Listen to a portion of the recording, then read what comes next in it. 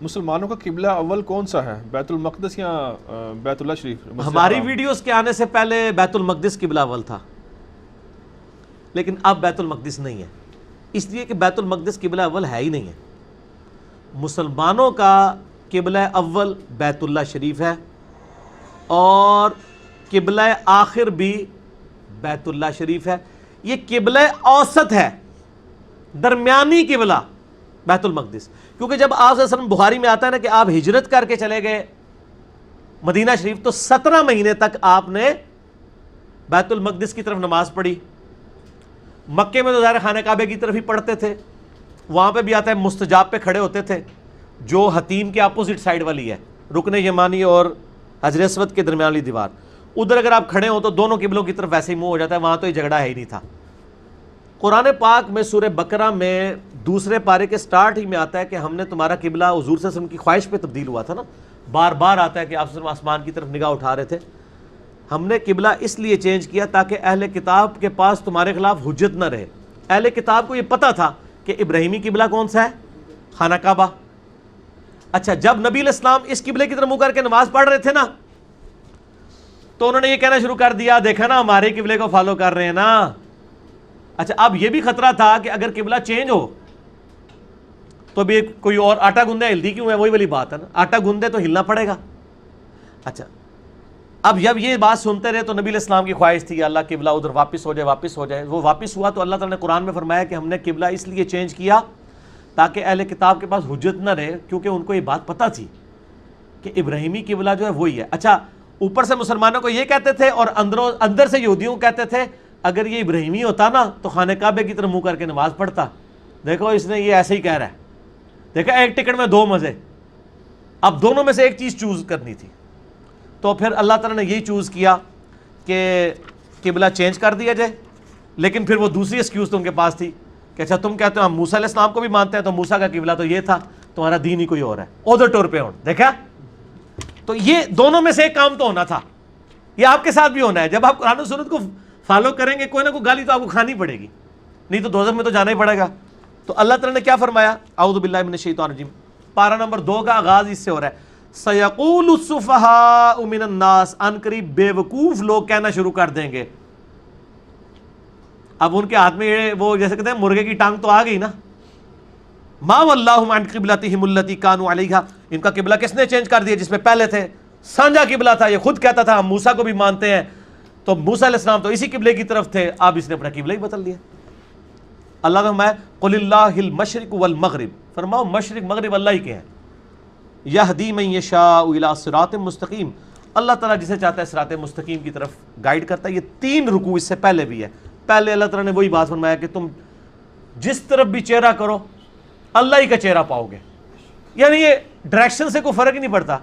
بخاری مسلم میں حدیث ہے، نبی علیہ السلام جب سواری پر سوار ہوتے تو قبلے کا اہتمام نہیں کرتے تھے نماز پڑھتے ہوئے، ہاں فرض نماز کے لیے زمین پہ اتر کے پڑھتے تھے، اور بخاری مسلم کے الفاظ ہیں وطر اور نفلی نماز سواری پہ پڑھتے، اور اس چیز کا بھی خیال نہ کرتے کہ سواری کس طرف مڑ رہی ہے، تو استقبال قبلہ تو سنتوں میں اور وطر میں ہے ہی کوئی نہیں ہے، یہ تو ہے کہ جدھر بھی منہ کریں، تو یہ قبلہ جو شرط ہے وہ صرف فرض نماز کے لیے، تو اگر یہ اتنی اسٹرکٹ شرط ہوتی تو نفل کی بھی ہوتی، تو جدھر بھی چہرہ کرو اللہ کا رخ ہی پاؤ گے، اور خانہ کعبے کے اوپر کھڑے ہو جائیں تو پھر کس طرح منہ کریں گے، جدھر مرضی کریں، اور حتیم میں نہیں وہ اب ہے، پہلے یہ ہوتا تھا کہ حتیم میں کھڑے ہوں گے تو کعبے کی طرف منہ کریں گے۔ جب ہماری ویڈیو آئی ہے تو ہم نے بتایا ہے کہ حتیم کعبے کا حصہ ہے، حتیم میں آپ کعبے کی طرف پیٹ کر کے بھی نماز پڑھیں تو آپ کی نماز درست ہے، کیونکہ کعبے کی بلڈنگ کے اندر آپ جس طرح مرضی منہ کریں۔ یہ جو آپ کو بلڈنگ دروازے والی نظر آ رہی ہے نا، یہ آدھا قبلہ ہے۔ بخاری مسلم میں حدیث ہے، اے عائشہ مجھے اگر تیری قوم کا خیال نہ ہوتا تو میں خانہ کعبہ کو ابراہیمی بنیادوں پہ تعمیر کرتا اور حتیم کو قبلے میں داخل کرتا۔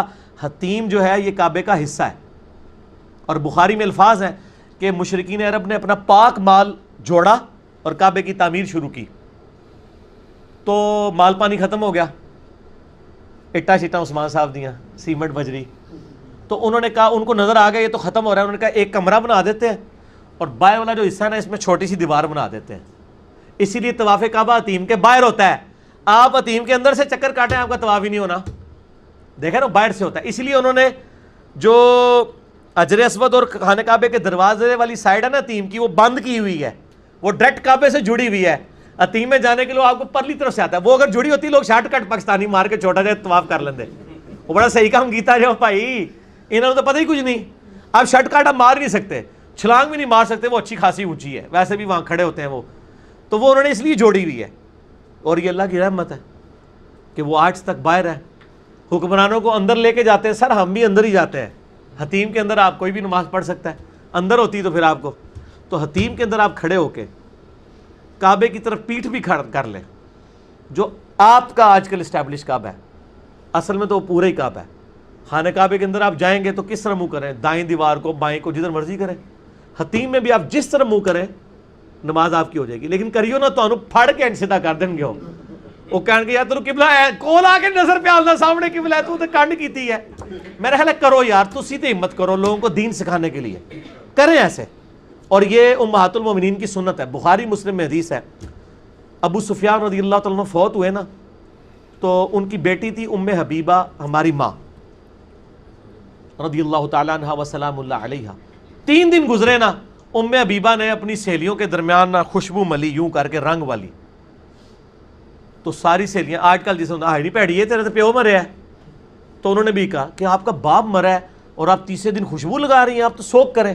ان کا میں نے تم جاہلوں کو دکھانے کے لیے کیا ہے.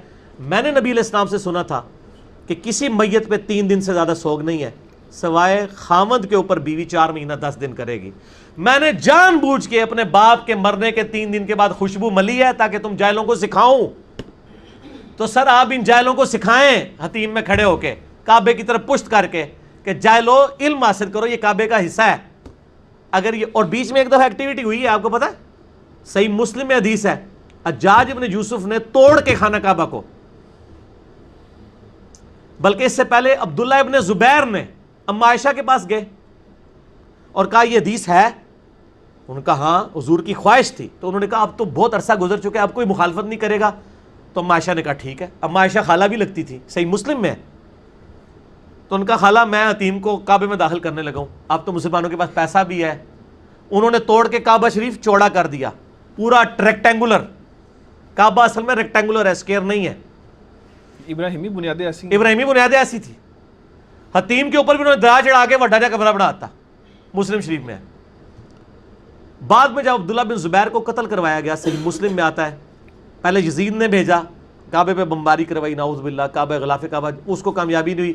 پھر عبد الملک بن مروان نے حجاج بن یوسف کو بھیجا. اچھا, عبداللہ بن زبیر کی لاش بھی مسلم شریف میں آتا ہے, صحابی رسول کی لاش اس بنو امیہ آل امیہ نے, ظالموں نے لٹکائی رکھی خانہ کعبے کے دروازے پہ, تو عبرت کے لیے, نعوذ باللہ. عبد الملک بن مروان نے, حجاج بن یوسف نے کہا جی یہ تو اس نے قبلہ ہی چینج کر دیا تھا, حتیم تو باہر تھا, تو آپ مجھے اجازت دیں کہ میں قبلہ توڑ دوں. اصل میں ان کو ٹسل تھی کہ وہ آل امیہ اور وہ والی جو, وہ آل امیہ کا قبلہ چل رہا تھا نا, اسلام سے پہلے تو آل امیہ حکمران تھے. اس نے اس ٹسل میں دوبارہ کعبے کو توڑا اور حتیم کو باہر نکال دیا. اچھا, بعد میں لوگوں نے جا کے جب عبد الملک بن مروان کو بتایا کہ یہ تو حدیث ہے, تو اس نے کہا افسوس میں نے یہ حرکت کیا کر دی. ٹھیک ہو گیا. تو لیکن وہ اپنی ضد پہ بھی قائم رہا کہ اب ہو گیا ہے, اب ریورس بھی نہیں مارنا, ضد تو اپنی جگہ ہے. لیکن مسلم شریف کے الفاظ ہیں, اس نے افسوس کیا کہ یہ غلط کام ہوا ہے. اب کیا ہوا, بنو امیہ جب ختم ہو گئی, آل عباس کی حکومت آئی. ٹھیک ہو گیا جی.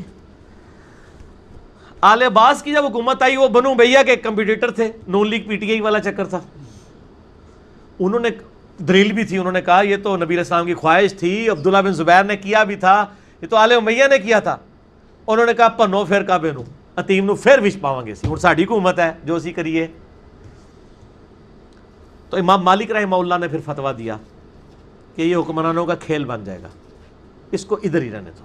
یہ اللہ کی حکمت ہی تھی, چونکہ نبی علیہ السلام نے بھی نہیں کروایا تو اگرچہ آپ کی خواہش تھی, لیکن تم کرواؤ گے, کل کو کسی اور کی حکومت آئی ہو پھر کہے گا پنو. ورنہ میں تو یقیناً کہنا کہ سعودی والے نے ضرور پان دینا سی, کیونکہ انہوں نے اپنے بچوں کے نام مروان, عبد الملک, سارے یزید اپنے بچوں کے نام رکھ دینے, یہ آل امیہ دے صحیح جانشین نے, انہوں نے ضرور پنوا دینا سی.